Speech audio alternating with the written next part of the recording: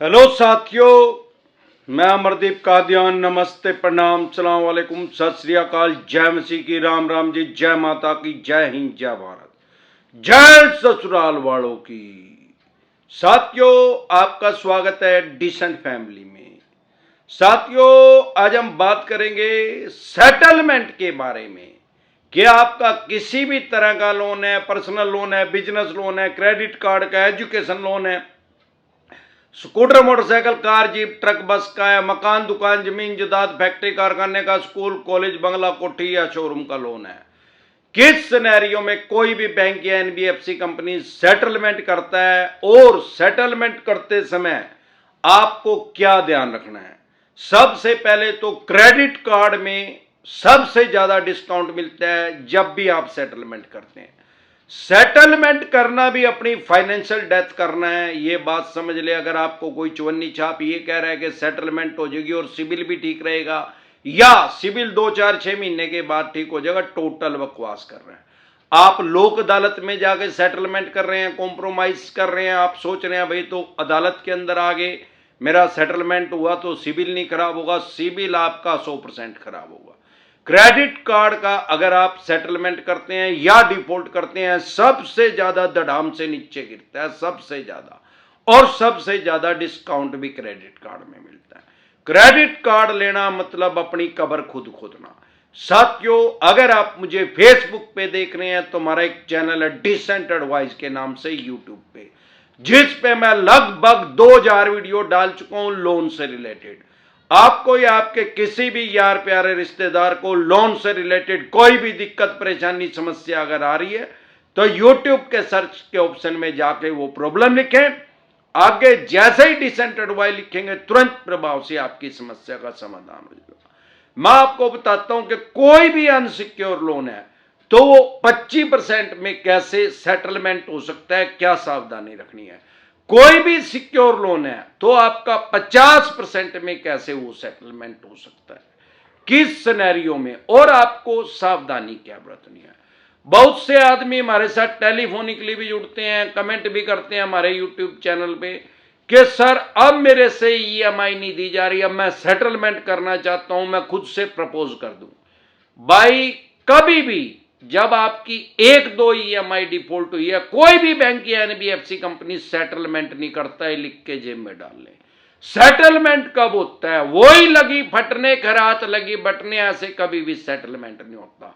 कम से कम अगर credit card है तो कम से कम आपकी 5-6 मिनिमम ड्यू जो है 5-6 महीने आपने ना दिया हो, या कोई अनसिक्योर लोन है 8-9 महीने, साल हो गए उसको, छोटा अमाउंट है तो 6-7 महीने भी, और कोई सिक्योर लोन है 1-1.5-2 साल हो गया हो, ना पैसा दिया हो, तो आपका सेटलमेंट हो सकता है। आप ये सोचें कि भाई मेरे से ईएमआई नहीं दी जा रही, मैं सेटलमेंट कर लूं, ये तो मिशन इम्पॉसिबल है।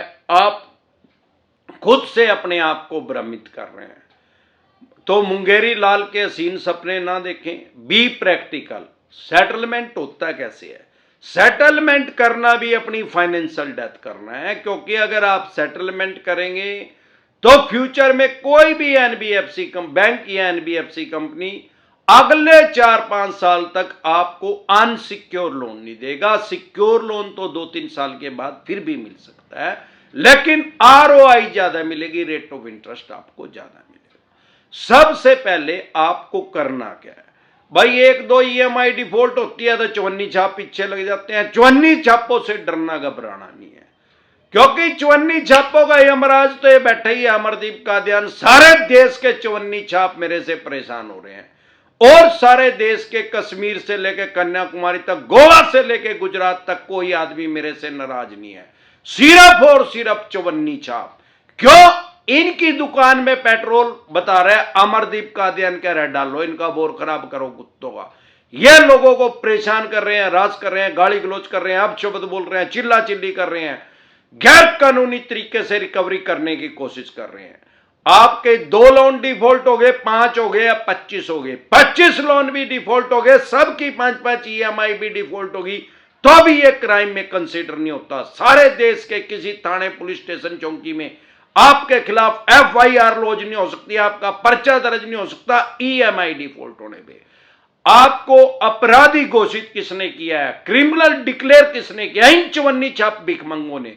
इनकी दुकान के ऊपर ठुड मारो कुत्तों की।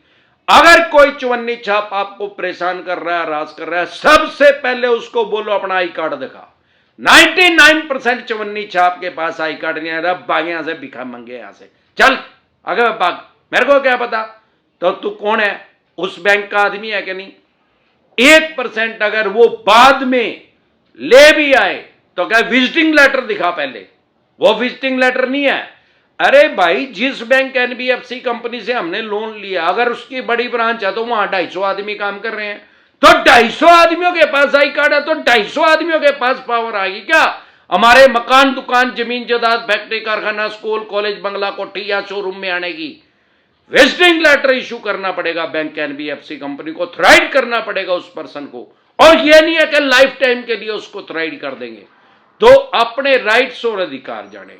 दूसरी बात, जब भी आपको सेटलमेंट करनी है, सबसे पहले सेटलमेंट डिसेंट एडवाइस लिख के वीडियो देख लें। अभी आपको मैं बेसिक बात बता रहा हूं, कभी भी उतावले ना हो, सेटलमेंट करनी है जल्दबाजी ना करें।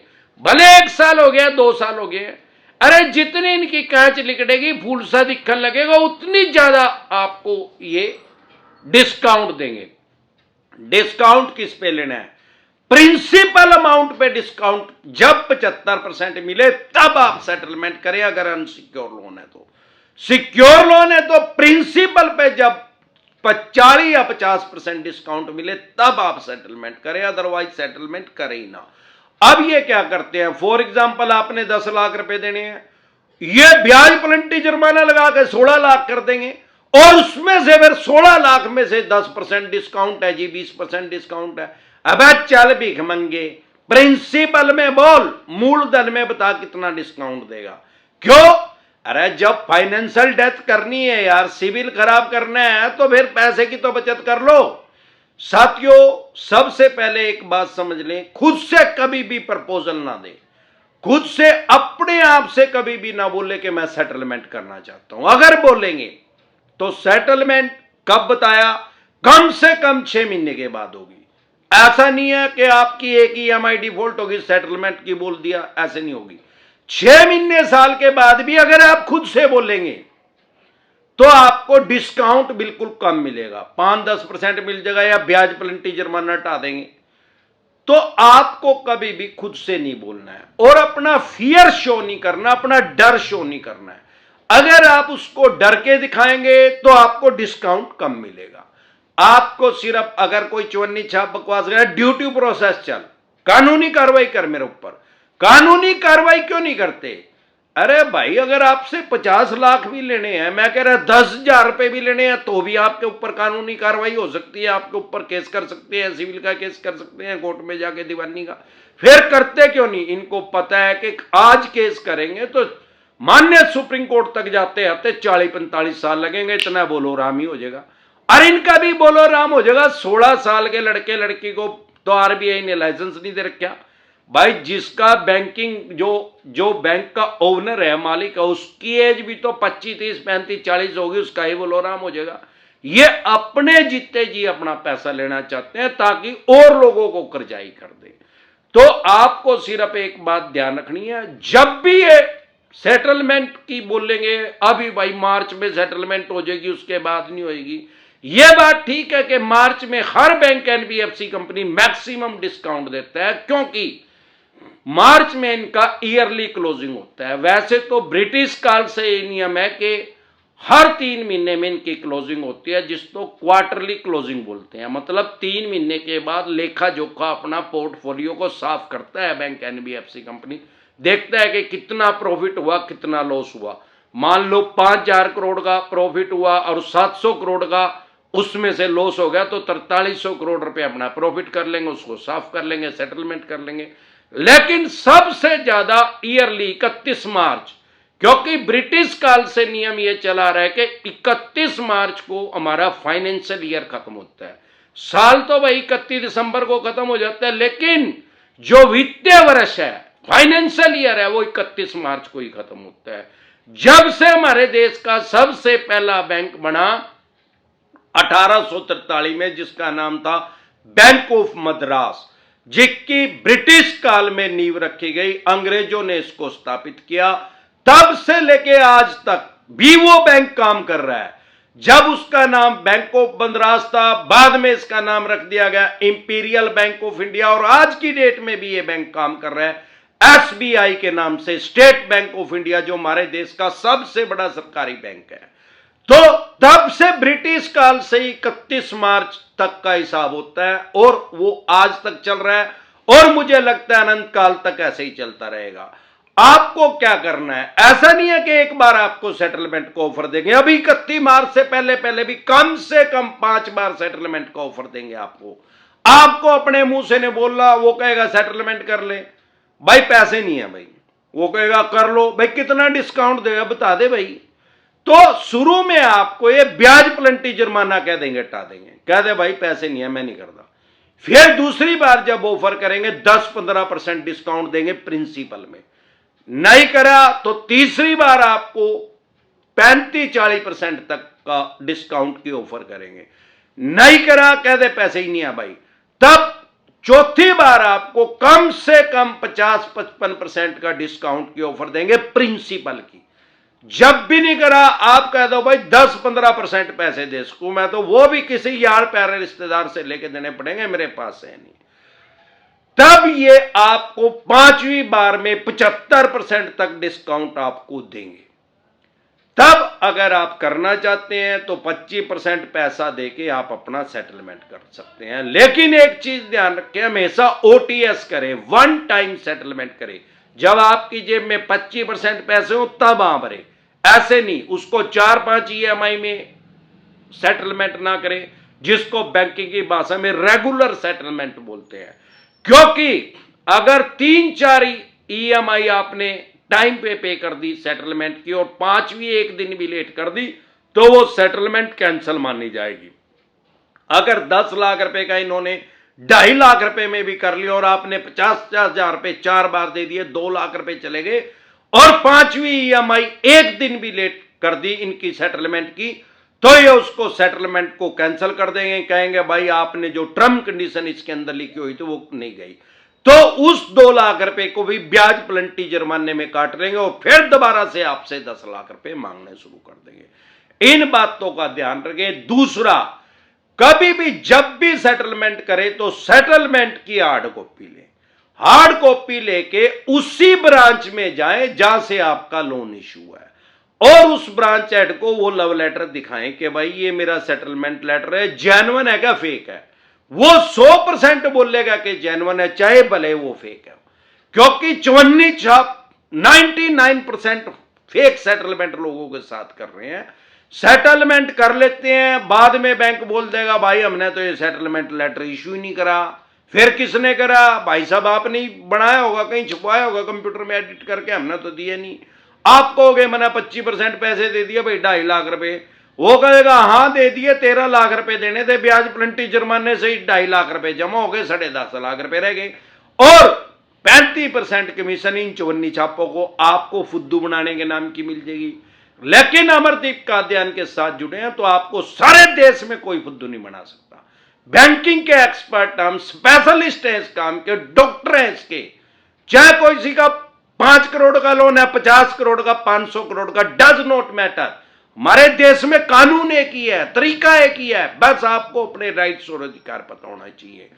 जब भी सेटलमेंट करें उस ब्रांच हेड के पास जाएं, वो कहेगा जेन्युइन है तो कह दो भाई साहब फिर इस पे ब्रांच की स्टैंप लगा दो, अगर जेन्युइन है तो, और अपने साइन कर दो। वो कहेगा इस पे जरूरत ही नहीं है, ये तो बैंक ने इशू कर रखा, कह दे फिर मेरे को भी जरूरत नहीं है, मैं 25% पैसे भी नहीं देता, जो तेरे बंदो कर ले। तो वो आज नहीं करेगा, 10 दिन बाद करेगा, उस पे साइन करेगा और उस पे स्टैंप लगाएगा, अगर जेन्युइन होगी तो। उसमें एक क्लोज लिखवा लें कि बैंक आपको एनओसी देगा, नो ऑब्जेक्शन सर्टिफिकेट देगा, या एनडीसी देगा, नो ड्यू सर्टिफिकेट देगा, और फ्यूचर में अगर कोई उसने कोई केस आपके ऊपर सिविल का, दीवानी का कर रखा है तो उसको क्लोज करेगा, या फ्यूचर में आपके आपके किसी भी उत्तराधिकारी के ऊपर कोई भी किसी भी तरह का कोई केस नहीं करेगा। अगर ये क्लोज नहीं लिखा है तो दोबारा लिखवाए, उसको बोले भाई ये लिख के लेके आ, तो वो कह रहे हार्ड कॉपी भेज दी, दोबारा भेज, ये क्लोज लिख उसके अंदर। ये बातों का ध्यान रखें तो आप सेटलमेंट में कभी भी मार नहीं खाएंगे। अब सवाल आता है क्या सिक्योर लोन में भी सेटलमेंट हो जाता है? उसका जवाब है कि कुछ सिनेरियो में सेटलमेंट हो जाता है सिक्योर लोन में भी। कैसे? अगर आपका scooter, motorcycle, car, jeep, truck, बस का लोन है, भगवान ना करे उसका इंश्योरेंस खत्म हो रहा था और वो गाड़ी लगी, टोटल लॉस होगी, तो अब इनका पैसा फंस गया, या वो गाड़ी में आग लगी तब भी इनका पैसा फंस गया, वो गाड़ी चोरी होगी और वो मिली नहीं तब भी इनका पैसा फंस गया। मतलब जिस भी सिनेरियो में इनका पैसा फंसेगा उसमें ये सेटलमेंट करेंगे ही करेंगे। उसके अलावा अगर आपका कोई मकान, दुकान, जमीन जायदाद, फैक्ट्री, कारखाना, स्कूल, कॉलेज, बंगला, कोठी या शोरूम का लोन है, आपने उस प्रॉपर्टी को पहले लीज पे दे रखा है या रेंट पे दे रखा है और उस आदमी ने कोर्ट से स्टे ले लिया, तब भी उस सिनेरियो में भी ये सेटलमेंट करते हैं। या आपका कोई प्रॉपर्टी में आपसी डिस्प्यूट है, पारिवारिक, और वो कोर्ट में केस चला हुआ है, इनको पता है अब ये 40-45 साल चलेगा, इस सिनेरियो में भी सेटलमेंट कर लेते हैं। लेकिन सेटलमेंट करने अगर सिक्योर लोन में कर रहे हैं तो उसमें ये क्लोज लिखवाएं कि बैंक मेरी एनओसी देगा गाड़ी की, अगर गाड़ी का लोन है तो, या मकान, दुकान, जमीन जायदाद, फैक्ट्री, कारखाना, स्कूल, कॉलेज, बंगला, कोठी या शोरूम का है तो बैंक मेरी रजिस्ट्री देने का पाबंद होगा। और फ्यूचर में अगर आपका कोई तहसील के अंदर एंट्री हुई है, जमाबंदी के ऊपर हुई है, जैसे बॉम्बे में उसको 7/12 बोलते हैं, अगर 7/12 के अंदर महाराष्ट्र में आप रहते हैं तो 7/12 में इसको एंट्री इसकी कर दी होगी। हमारे यहाँ हरियाणा, पंजाब में इसको जमाबंदी बोलते हैं, तो वहां से अपना नाम लिखो, वो कटवाएगा बैंक। तो इन बातों का ध्यान रखेंगे तो आप सेटलमेंट इजिली और 25% में करवा पाएंगे। दो तरह के नोटिस को अवॉइड ना करें, बार बार बताता हूं, हर रोज बताता हूं, 1000 बार बताता हूं। अगर 138 NI एक्ट बोलते हैं, जिसको सामान्य बोलचाल की भाषा में चेक बाउंस बोलते हैं, उसको कभी भी अवॉइड ना करें, कभी भी हल्के में ना ले। नहीं तो आपको मकान, दुकान, जमीन जायदाद, फैक्ट्री, कारखाना, स्कूल, कॉलेज, बंगला, कोठी, उसको ये अगर आपने चेक दिया है, सबसे पहले चेक बाउंस का केस कर देंगे, आपको 14 दिन के लिए न्यायिक हिरासत में जाना पड़ सकता है। अगर आप इसको इग्नोर नहीं करेंगे तो ये बेलेबल ऑफेंस है, जमानती अपराध है, तुरंत प्रभाव से इसमें जमानत हो जाती है। इसके अलावा अगर आपका कोई सिक्योर लोन है और सरफेसी एक्ट 2002 के अकॉर्डिंग आपके पास नोटिस आ रहा है, उसको कभी भी हल्के में ले, कभी भी इग्नोर ना करें। नहीं तो आप अपने मकान, दुकान, जमीन जायदाद, बंगला, कोठी, स्कूल, कॉलेज या शोरूम, जो भी आपने मोर्गेज करके, गिरवी रख के, रहन रख के इनसे पैसा लिया है, उसकी एक्शन कर देंगे, बोली कर देंगे। अगर आपने सीसी लिमिट बनवाई है, लैब करवाया, लोन अगेंस्ट प्रॉपर्टी लिया है या होम लोन लिया है, उसको एक कबाड़ी के रेट में, स्क्रैप के रेट में बेच देंगे। लेकिन अगर आपको अपने राइट्स और अधिकार पता है तो आप अपनी प्रॉपर्टी को लीगल वे में, कानूनी रूप से उसका बचाव कर सकते हैं। कोई भी बैंक या एनबीएफसी कंपनी उसको कबाड़ी के रेट में, स्क्रैप के रेट में नहीं बेच सकता। अगर आपको ऐसा लग रहा है कि अगर आपकी ईएमआई पहले डिफॉल्ट हो चुकी है, 3 से ज्यादा हो चुके हैं, तो आपके ऊपर सरफेसी एक्ट लागू करेंगे, आपकी प्रॉपर्टी की एक्शन करेंगे, चाहे किसी भी बैंक या एनबीएफसी कंपनी से आपने लोन लिया। अगर आपको ऐसा लग रहा है अब तक मैं ईएमआई दे चुका हूं, फ्यूचर में मैं ईएमआई नहीं दे पाऊंगा, आपका कोई सिक्योर लोन है, तो आपके ऊपर 100% ये सरफेसी एक्ट इंप्लीमेंट करेंगे, लागू करेंगे। प्रिवेंशन बेटर देन क्योर, इलाज से हमेशा परहेज बेहतर है। अगर कोई ऐसी क्रिटिकल सिचुएशन उत्पन्न हो गया तो तुरंत प्रभाव से लीगल एडवाइस लें। अगर आप हमारे साथ टेलीफोनिकली जुड़ना चाहते हैं, पर्सनल मीटिंग करना चाहते हैं, फिर आपका लोन 2 करोड़ का है, 5 का है, 25 का, 50 करोड़ का है, जितने भी करोड़ का आपका लोन है, लोन से रिलेटेड जो भी डॉक्यूमेंट्स आपके पास हैं, वो सभी लेके आप मेरे से पर्सनल मीटिंग कर सकते हैं, पर्सनली एडवाइस ले सकते हैं या टेलीफोनिकली भी एडवाइस ले सकते हैं। हमारे साथ जुड़ने का क्या प्रोसेस है, आपकी स्क्रीन पे कमेंट बॉक्स के अंदर एक नंबर आया हुआ है 9306347314। इस नंबर को सेव करके व्हाट्सएप मैसेज करें, तुरंत प्रभाव से रिप्लाई आएगा कि कैसे आप हमारे साथ टेलीफोनिकली जुड़ सकते हैं या पर्सनल मीटिंग कर सकते हैं। आपके पास सरफेसी एक्ट 2002 के अकॉर्डिंग नोटिस आ रहा है 13(2) का, 13(4) का, सिंबॉलिक पोजीशन का, फिजिकल पोजीशन का, या 138 नेगोशिएबल इंस्ट्रूमेंट एक्ट 1881 का, या पेमेंट एंड सेटलमेंट एक्ट 2007 का, या आर्बिट्रेशन एंड कंसोलिडेशन एक्ट 1996 का, या रिकॉल नोटिस आ रहा है, अन्य किसी भी तरह का कोई भी नोटिस आपके पास आ रहा है, लोन से रिलेटेड जो भी डॉक्यूमेंट्स है वो लेके सभी आप मेरे से पर्सनली मीटिंग कर सकते हैं, पर्सनली एडवाइस ले सकते हैं, टेलीफोनिकली भी एडवाइस ले सकते हैं। आपकी स्क्रीन पे जो ये नंबर है इसको सेव करके डायरेक्ट कॉल करेंगे, कोई रिप्लाई नहीं आएगा। व्हाट्सएप कॉल करेंगे, कोई रिप्लाई नहीं आएगा। व्हाट्सएप मैसेज करेंगे, तुरंत प्रभाव से रिप्लाई आएगा। यह नंबर मेरी टीम के पास होता है। एक बार जोर से मिलकर नारा लगाएंगे, अबे गंजे टकले, कुछ तो राम ने तेरे बाल उड़ा दिए, बाकी के तेरी लुगाई उड़ा देगी चप्पलें मार मार के। नारा लगाएकर सुबह उठते ही और रात को सोने से पहले जय ससुराल वालों की।